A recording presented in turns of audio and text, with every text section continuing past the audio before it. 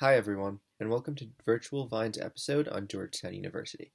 My name is Ridwan Meah, and I'm a current senior at Georgetown, specifically at the Walsh School of Foreign Service, where I'm studying Science, Technology, and International Affairs, a major that lets me look at science and technical issues on a global scale. I hail from New York City, specifically the Bronx. Georgetown's been my dream school since high school, and being at Georgetown has been a completely fulfilling and wonderful experience, which is why I'm so excited to be talking about all that with you today. So, let's get started. So the first item we'll be talking about today are resources, specifically for first generation and low income students, often abbreviated as FGLI, FGLI, so I'll refer to it as that from now on. The primary FGLI resource at Georgetown is the Georgetown Scholarship Program, abbreviated to GSP. So GSP, as the name implies, is a scholarship program for approximately the bottom 10-ish% of students by family income at the university, and it goes by graduating class. So we have approximately 600 students in total in GSP out of a undergrad population of about 7,000 at any given time. GSP provides both financial and programmatic support for these students. We all have the 1789 scholarship, which is about $3,000 per academic year, which is available in addition to any need-based aid we have from the university as well as other parts of our package. And we are also eligible for need-based and thematic grants throughout our 4 years at Georgetown.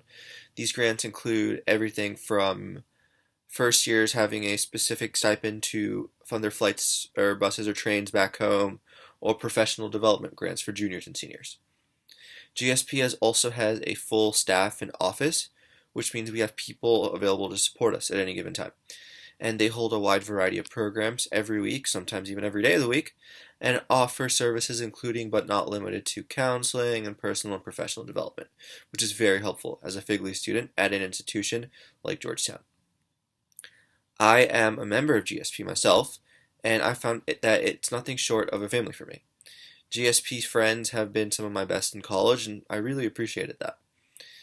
We all come from such different walks of life, so it's great to see us all come together and grow under the support of GSP. And also, if you consider yourself FGLI but aren't immediately a member of GSP, because you would know upon enrolling if you're a member of GSP or not, you can still apply to be an honorary member of GSP and be included in some of our programming and resources. A second FGLI resource that is also very popular is the CMEA, known as the Center for Multicultural Equity and Access. And their mission statement reads, the CMEA enhances the education of students historically denied access to Georgetown University because of their race or ethnicity. To that end, we provide mentoring, multicultural programming, diversity education, and academic support. And we work to create a community committed to the education of the whole person, which is a concept we have called Cura Personalis, and care for others, which is also another value of ours. And we challenge the university to fulfill its commitment to justice for the common good.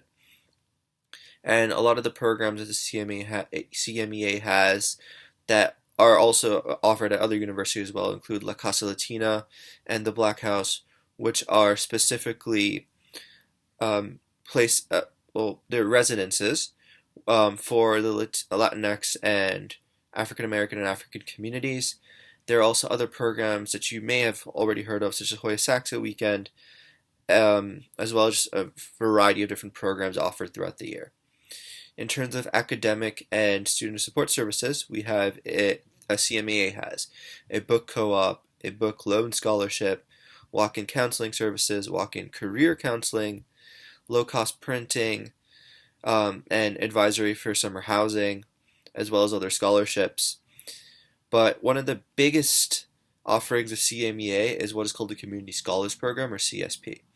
And what the CSP is known for is leading Georgetown's efforts to promote social justice for the last some 50 years by enrolling a more racially and socioeconomically diverse student body.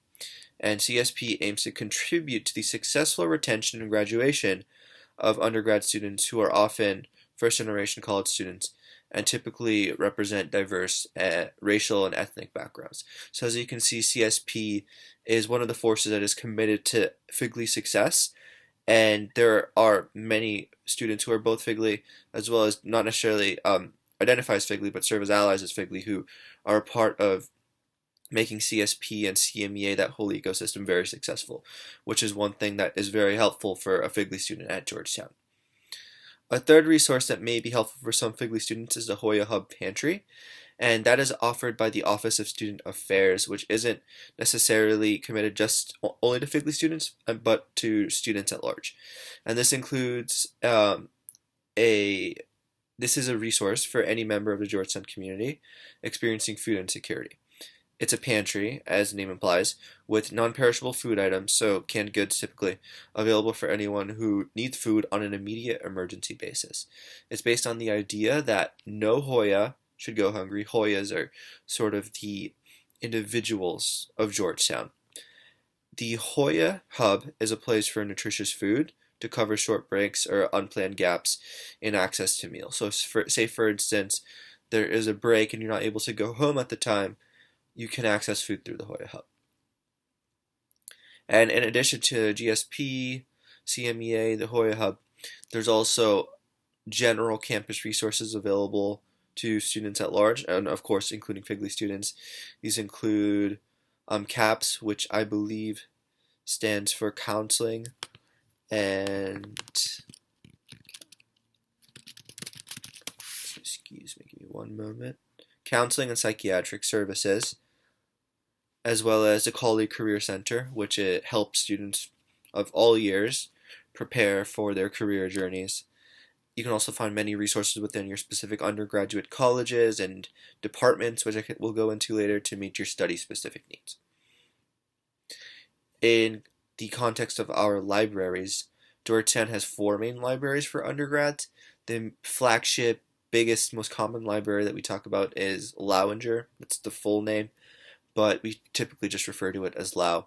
People will often say, hey, I'm just going to Lau, which really just means we're just going to the library.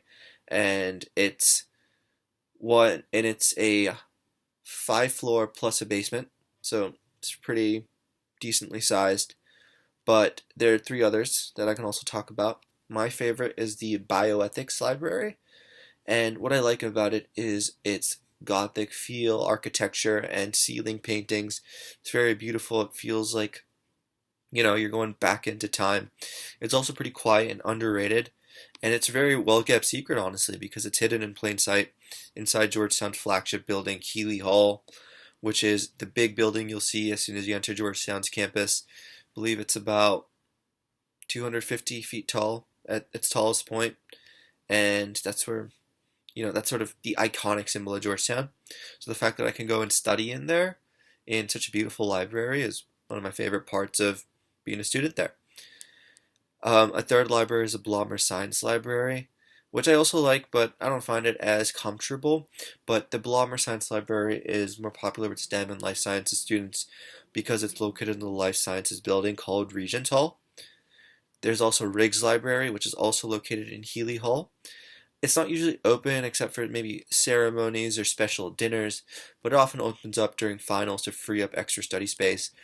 Riggs Library is exceptionally beautiful because it's on the top floor of Healy Hall, and you can look down and see impressive views of northwestern DC. You can see as far as the Washington Monument, other landmarks, so it's a great place to go, feel fancy, show your friends, but not really reliable for studying.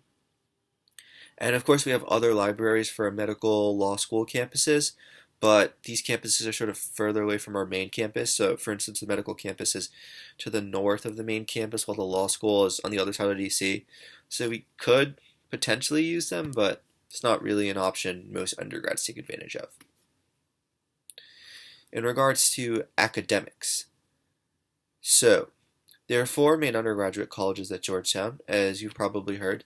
There's a College of Arts and Sciences, which most universities have, and there's 3 specialized colleges. I'm in one of them. I'm in the Walsh School of Foreign Service. There's also a business school called the McDonough School of Business, and then there's a health sciences school called the Nursing and Health Sciences School, or the NHS. Each school has its own curriculum and its own majors, but they're all tied together by a university core curriculum, which requires you to take 2 courses in philosophy, 2 in theology, 2 in writing, 1 in what's called HALC. I believe that stands for History, Art, and Liberal Content. Don't quote me on that. As well as regional and global diversity, and even a science course. And I referred also to each school's specific curriculum. So, for instance, my college, the School of Foreign Service, they require additional courses in economics, government, regional history, etc., as well as a language requirement. We must become proficient in a language by the end of our time at Georgetown. And that makes sense considering that we are very international affairs focused and we really need to develop that understanding of how the world works on a macro scale. So these requirements help us. On the business school, on the other hand, you need to take intro level courses and all of them, generally most if not all of the main departments, including accounting, finance, operations and information management, commonly shortened to OPM, marketing, etc. The nursing and health sciences school also has its own requirements, including what's called the colloquium, human biology, epidemiology, health promotion, probability and statistics, etc. So that really helps you get a sense of just how health sciences work on a broad scale. The College of Arts and Sciences, typically we just call it the college, has the least core requirements but encourages more exploration on your own. There are many popular classes at Georgetown at large, and you can find pretty much anything, depending on your interest. But I'll talk about a couple that are very popular and famous at Georgetown, and honestly are just very exciting to the general person. So the first one I will mention, it's not really a class, but really two classes. They're taught by Professor Mark Howard in the Government Department in the Prisons and Justice Initiative, called PJI. So Professor Howard teaches you two classes on issues regarding incarceration and recidivism in American prisons. And fun fact, one of his classes recently partnered with Kim Kardashian, who actually did a surprise visit in one of these classes. Yeah, that's right, to create a documentary that features the Prisons and Justice Initiative. The initiative also has a partnership with a local DC prison in providing credited classes to inmates and really giving them a chance to get back on their feet and really just change the norms that come with sort of the current prison system we have here in the United States. So very high impact, very exciting classes. I have friends in these classes. They absolutely love it. And it's something that Georgetown is really pioneering. So I'm very proud to say that they're doing that. Specifically in my college, in the School of Foreign Service, one of our most famous professors is former Secretary of State Madeleine Albright, and she teaches what is called the American National Security Toolbox every semester at the Mortara Center for International Studies. And this class looks to investigate the tools available to today's foreign policy practitioner, which is already fascinating on its own, but when you're being taught by former President Bill Clinton's own Secretary of State, who, fun fact, is also a Georgetown School of Foreign Service alum, it's pretty cool. A third class is the sociology of hip hop, called Urban Theodicy and Jay-Z. I'm not sure if this class is still offered in 2020. However, it has been a famous class through the mid-2010s, and even during my time at Georgetown since 2016, I've heard people talking about it, so it might still be in there, but don't quote me on that. And this class is famous for exploring the rise of hip-hop and its impact on society, particularly through the cultural phenomenon offered by Jay-Z.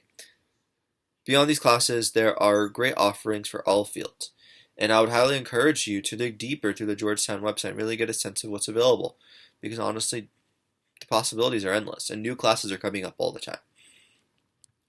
In terms of the format and sizes of classes, I would say classes are initially medium to large lectures when you're a first year / freshman, when you're initially just competing the main core curriculums and you're really getting to meet everyone in your specific colleges. But then they gradually start to become smaller and smaller as you advance through your majors, you choose your major, and get a sense of what you want to focus on. So for instance, I was in several lectures with more than 100 people in my economics, government history classes in my freshman and sophomore years, but that average class size went down a lot to about 12 this semester in my final semester at Georgetown.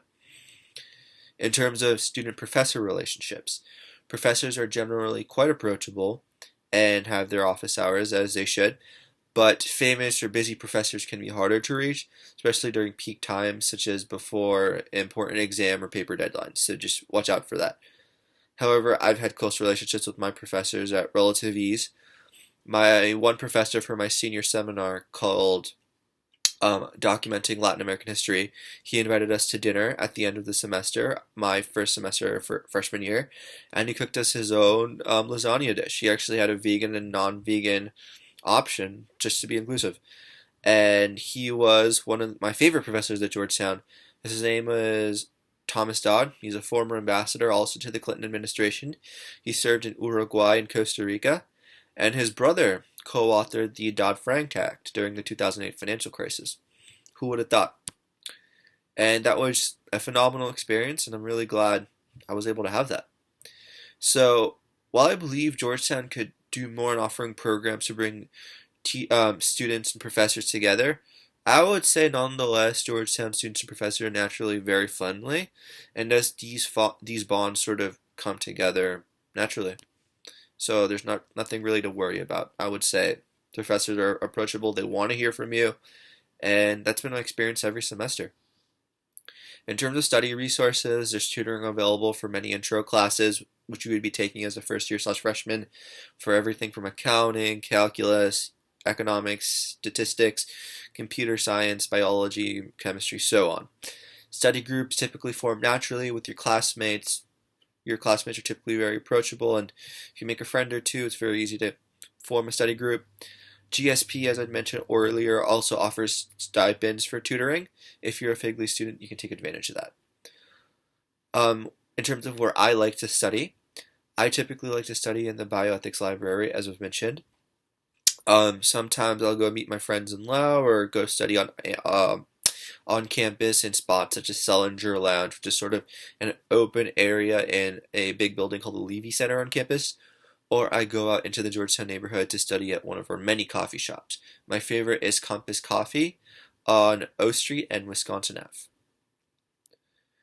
In terms of my favorite and least favorite classes, I would say my favorite classes is a toss-up between two, so I'll just mention both. The first was called Social Innovation at Scale, which is at a organization on campus called the Beck Center for Social Innovation. And what this class was about was sort of diving into what are called opportunity zones. So opportunity zones are special economic zones created by the most recent tax bill from 2018 that looks to bring in funding investment to underserved parts of the country, urban, rural, you name it. It was our job in this class to sort of create social metrics for 5 different opportunity zones throughout the country that would ensure socioeconomic equity and development for those areas and for the people living in them, alongside the financial investments through opportunity funds. My final project was working in a group to identify those such metrics for an opportunity fund looking to invest in Baltimore. And it was a fascinating experience that really taught me a lot about just how you can make a social impact and really look after the people in a particular area while also looking to enhance the economic activity of that place. So that was a great experience. The second one was called Startup Studio, and that was one of the School of Foreign Services Centennial Lab classes. And Centennial Lab sort of alludes to the fact that it's the 100-year anniversary of the Walsh School of Foreign Service, and so there are special classes that are very thematic and often include trips during spring break. So my class had a trip to the Bay Area of California, and the reason for that was, and as the class's name implies, is we were looking to build a business plan for a potential startup. So we were really taking our ideas and putting them onto paper and potentially into practice. So going to the Bay Area allowed us to meet entrepreneurs, people in venture capital, typically alums of Georgetown, and really get a sense of just how to build an effective startup. So me personally, I looked into building a business plan for an edtech startup in the blue-collar labor space and creating opportunities to find apprenticeships, especially for high school students who are often told that college is often the only right way to do things. And I was looking to change the narrative around that. So that was a great experience and really taught me a lot about, my own aspirations and the startup world. So I loved that, loved the trip, and yeah, taken a lot out of it. My least favorite class was the second class in the computer science introduction sequence. And So my major, Science Tech and International Affairs, requires me to take at least 4 STEM classes. So I decided to take the 2 intro computer science classes because I was confident that doing so would help me build a skill, and it was helpful in doing so. However, the first one wasn't bad for me, but the second one was much more excruciating, largely because me personally, I'm not that STEM oriented. So this class really exposed my weaknesses in computer science and started to become very labor intensive to the point in which projects and studying really weren't working out as well for me as they were for, say, my classmates. So I didn't really decide to move forward there. However, granted, some of my computer science major friends loved the class, so it really just depends on you as a person. However, if you are taking this class in the future, a study tip I would give you is if you ever do take the class, make sure to start projects early and really understand the material since it applies to products and exams in not so obvious ways. So make sure to really, get on top of it. In terms of how to register for classes, we used to so about more than a year ago, we used to have a system in which we would just send in our request to the registrar's office who handles classes um, about mid-semester before the following semester. However, and then they would sort it out for us. However, as of a year ago, the new system requires us to log in during a designated time slot based on our year and last name, and it's pretty random. We put in our courses and then just hope they go through. I've usually gotten most of my courses, but others aren't always that lucky. So make sure if you're doing that to have alternates or backup classes as well, in case your first round of requests don't go through. On to extracurriculars. So there's a multitude of clubs and organizations at Georgetown of every theme and purpose that you can imagine. Some are competitive and require applications and interviews, while others are more walk-on and inclusive. You can join either, you can join both, you can join neither. You can even start your own club as early as your first year. All of these clubs and organizations really form the fabric that is Georgetown.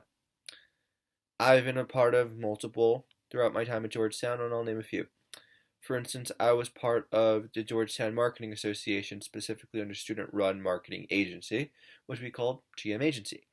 I joined this through the invitation of one of my friends who told me there was a spot to come grow the club during my sophomore year. I joined, and over the last 3 years, I went through the board and really helped grow the club and its opportunities for other students, as well as for the projects they've worked on in terms of helping local businesses, nonprofits, you name it, develop their marketing strategies. And that's taught me a lot as someone in the Foreign Service School, learn a lot about business and specifically how an organization can market itself, but also identify its target market and overall just really learn about the concept of marketing. So that was fascinating. Another program I've been a part of only my senior year, though, is called Georgetown Escape. And that is not an acronym, as there are many acronyms at Georgetown. This is not one of them. Escape is a retreat program at Georgetown designed for first year and transfer students. And what do I mean by retreat? So Georgetown is a Catholic Jesuit school, and in the Catholic Jesuit tradition, people often go on retreats into isolated areas in order to reflect on their lives and get a better sense of who they are. And of course, that comes with a religious connotation, but Georgetown Escape is actually secular and open to people of any or no religious affiliation. And what we do is for instance, I'm a retreat leader. We bus over to Georgetown's, what is called a Calcagnini Contemplative Center in the Blue Ridge Mountains of Virginia, about an hour west of Georgetown. And it's this beautiful retreat center in the Blue Ridge Mountains, which include cabins, recreational areas, and just places for us to, do activities, eat together. We have, a on-site chef who cooks very delicious gourmet meals, and it provides first years and transfers who go on these retreats a sense of it, quote unquote, escape from the hilltop. And the hilltop is another nickname for Georgetown because we are literally on a hill.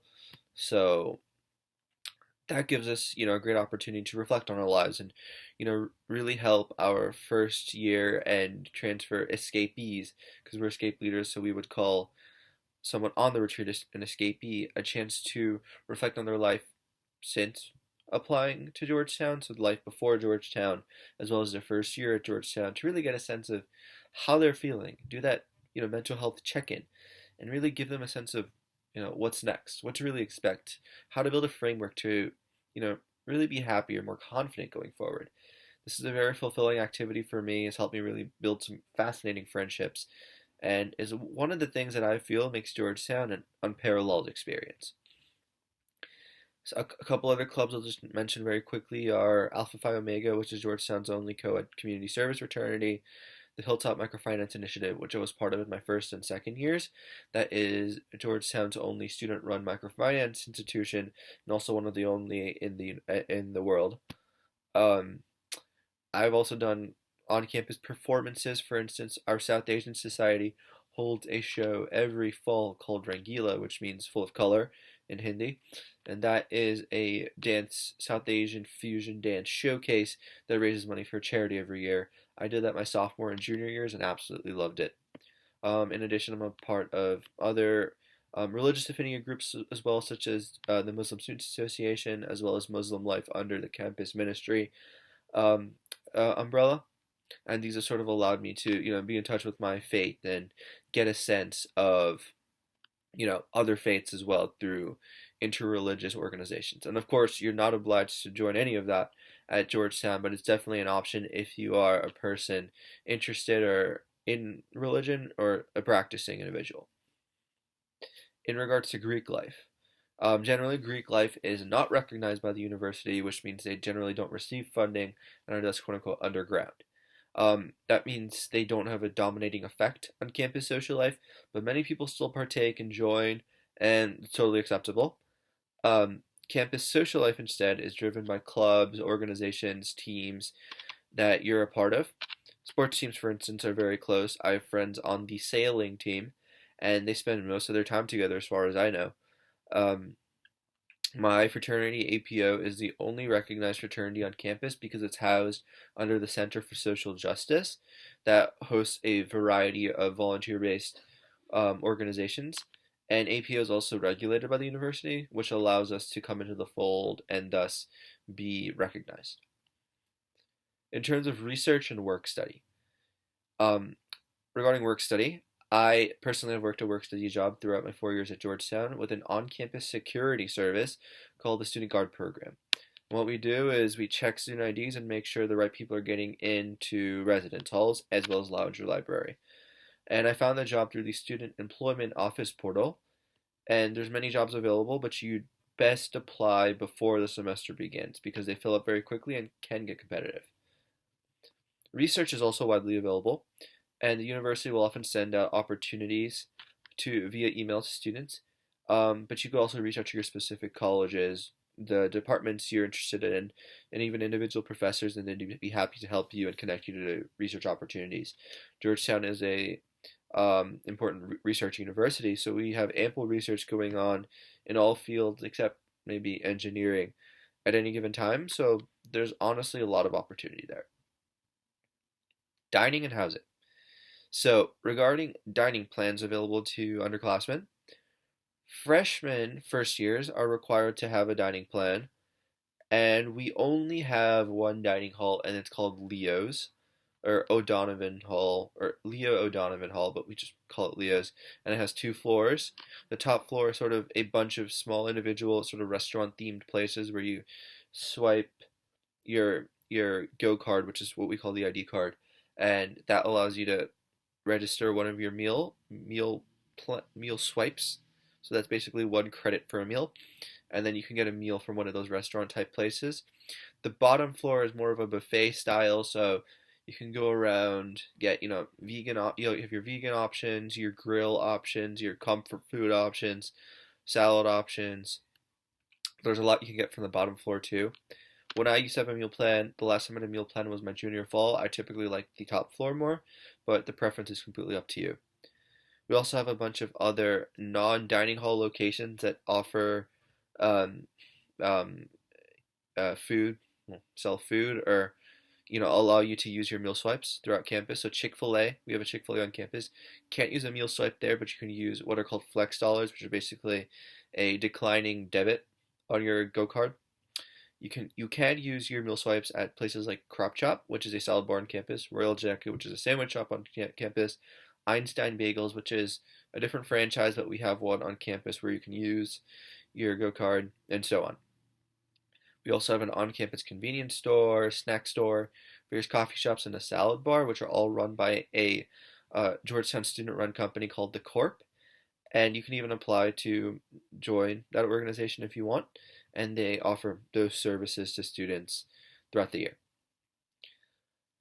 Regarding housing options, so for first years there are 4 key residence halls: Darnella Hall to the north, Village C West, which is where I lived as a freshman, um, Harbin, and New South. And they all have, you're generally placed randomly. They all have different cultures, different layouts, just different vibes in general. Um, Village C West, VCW, New South, and Harbin are very close to each other, while Darnell is much further off. So the location makes a big difference. Um, and you're typically required to live in one of these 4 as a freshman. It's unlikely you can get an exception. The most common exception is an LLC, which are living learning communities, which are available to all years. First years are only eligible for, I believe, a couple of them, and those allow you to live potentially in a sophomore dorm. And LLCs have themes such as, healthy living, so living without alcohol or drugs. So that LLC would sort of be focused on that, and I believe that one is located in a sophomore plus dorm called McCarthy Hall.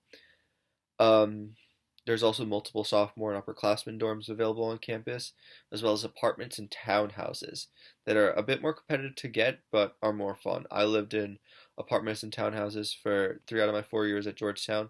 2 of those 3 years were at an LLC on campus. So definitely something to look into if you want to explore the other options. Regarding on and off campus, um, many people choose to live off campus during their senior and sometimes junior years because you're allowed to live off campus during one of your years at Georgetown. We have houses to the north of campus in a neighborhood called Burleith, and many seniors often live there with their friends, and they typically gain leases from graduating seniors, and this make the exchange around the time when these juniors are becoming seniors. So in the spring of their junior years. So that's a very common option. Regarding financial aid, Georgetown is 100% need based. So I personally have had a good time with Georgetown's financial aid. I've been fortunate on that regard, and I feel Georgetown's fairly accommodating when it comes to aid. However, if you say get a package and aren't satisfied, appeals are possible.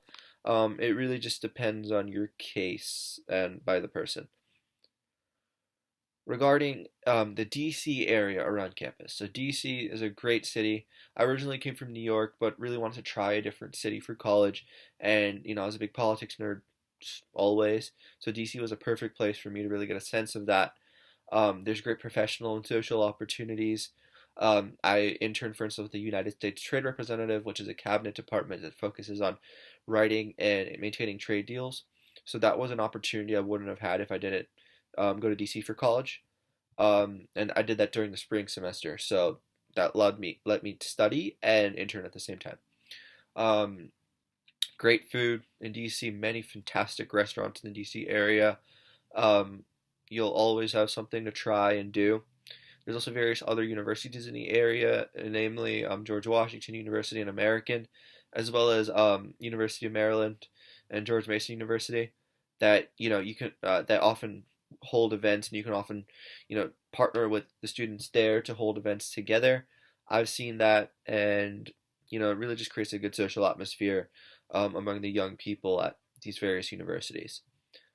My favorite spots on campus, I've already mentioned, the libraries I like.